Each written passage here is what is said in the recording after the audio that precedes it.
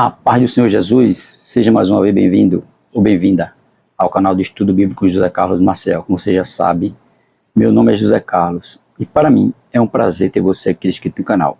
Agradecendo a Deus por essa rica oportunidade que Ele está me concedendo gravar mais um vídeo para o canal. Agradecendo a você que se inscreveu recentemente, a você muito obrigado. Curta os vídeos, comente e, se possível, indique o canal para mais alguém.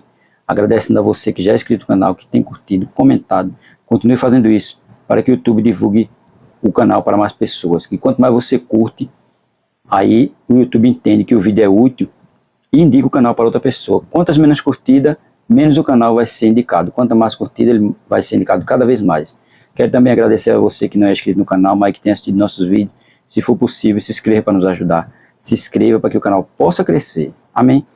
Uma reflexão no livro de Deuteronômio, capítulo 8, versículo 1 a 3. Estávamos aqui lendo a Bíblia e de repente Deus colocou essa palavra no nosso coração e a gente aproveitou para meditar um pouquinho nela e falar algo a respeito desses versículos, especialmente do versículo 2 e o 3. Diz assim a palavra do Senhor: todos os mandamentos que hoje vos ordeno guardareis para os fazer, para que vivais e vos multipliqueis, e entreis e possuís a terra que o Senhor jurou a vossos pais. E te lembrarás de todo o caminho pelo qual o Senhor, teu Deus, te guiou no deserto estes 40 anos, para te humilhar, para te tentar, para saber o que estava no teu coração, se guardaria os seus mandamentos ou não.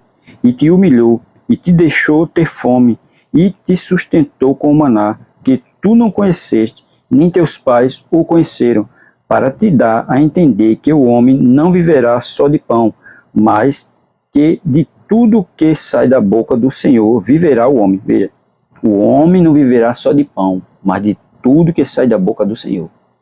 Observe que foi 40 anos que Israel passou no deserto.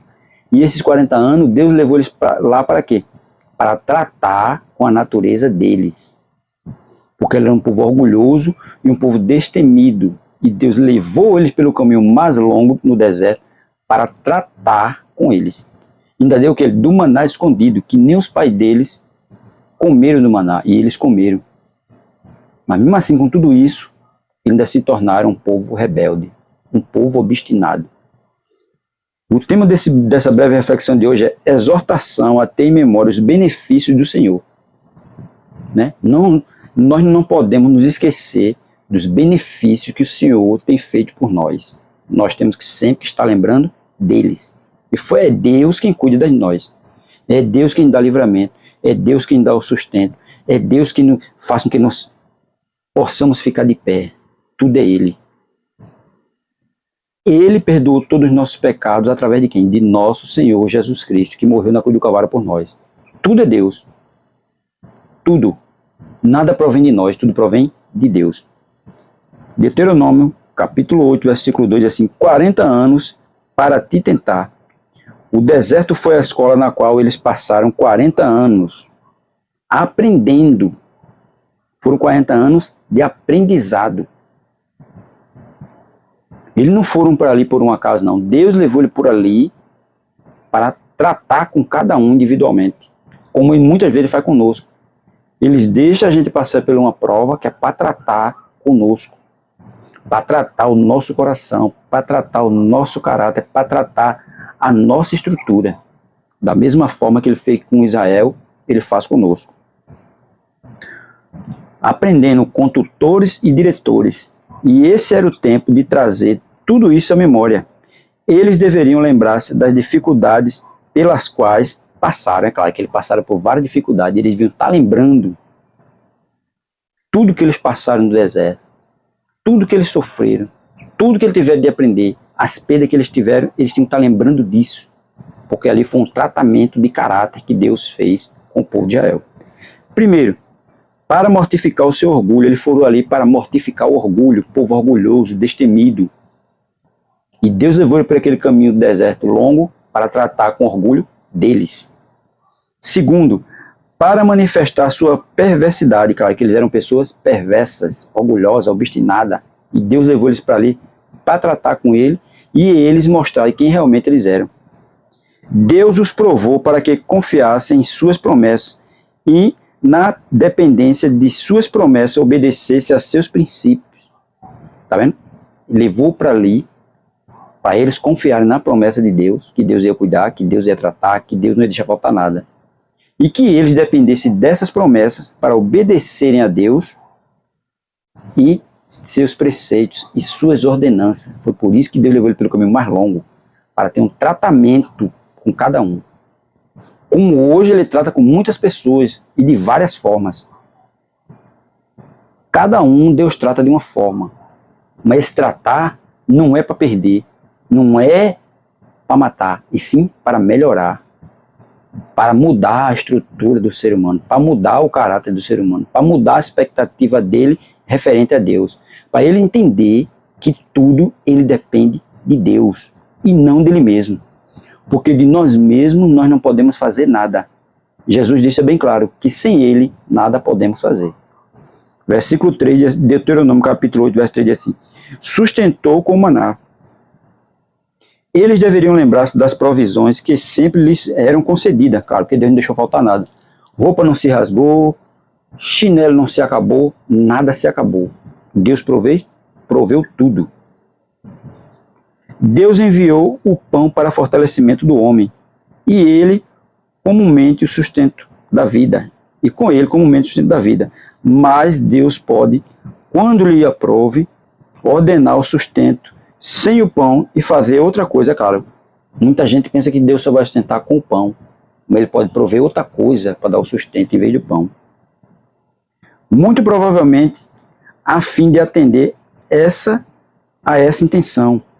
Poderíamos viver de ar se ele fosse santificado para esse uso por meio da palavra de Deus. Nosso Salvador cita essa passagem em resposta à tentação de Satanás.